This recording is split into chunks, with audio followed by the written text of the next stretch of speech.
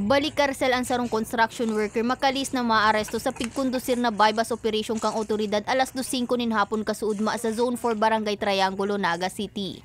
Binisto ang suspect na si Nelson Arquida I. Ginoo, 38 anyos, soltero, residente kang Barangay Marupit, Kamaligan, Camarines Sur, na pigkukonsiderar bilang sarong high value target.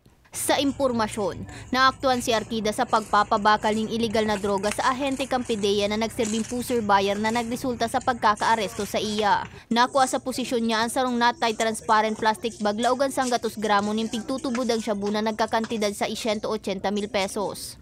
Operation niya po, bako lang di sa Naga. Bilog pong nagluluwas po siya, Miss Kamaligan, Milaor, Naga. Bali po, consider po siya as high value target dahil po nagtatransact siya sa iba-ibang munisipyo, then nakula po ang ipupuhian niyang item. Napag-araman man, nakakaluwas pa sana sa New Bilibid Prison ni Arquida ka nakaaging Enero makalis na makulong ni 9 na taon huli man sa iligal na droga. Sa presente, nasa detention facility pa kan PDEA ang nasambit na suspect para sa magkakanigong disposisyon asin dokumentasyon, asin liwat na naatubang sa kasong pagbalgar sa Republic Act 9165 o Comprehensive Dangerous Drugs Act of 2002. Maray nita nako ata tanganing dahil na po ito kumbaga dahil na makapariwas sa atong komunidad po ining illegal na droga at napundo po sining illegal na activity kay ning subject. Tapos dahil na po madagdagan pa ang mga biktima kay ning illegal na droga dito sa Naga.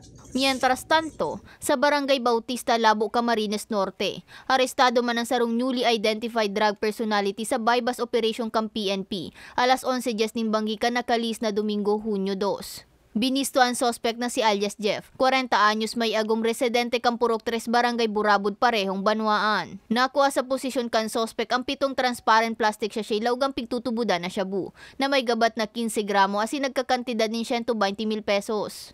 Hindi po kami na tumitigil hanggang hindi maubos tong mga nagagaramit ng droga. So kung makikita po natin, siguro alam nyo naman ang ano natin, halos monthly kung nakakailang operation po tayo.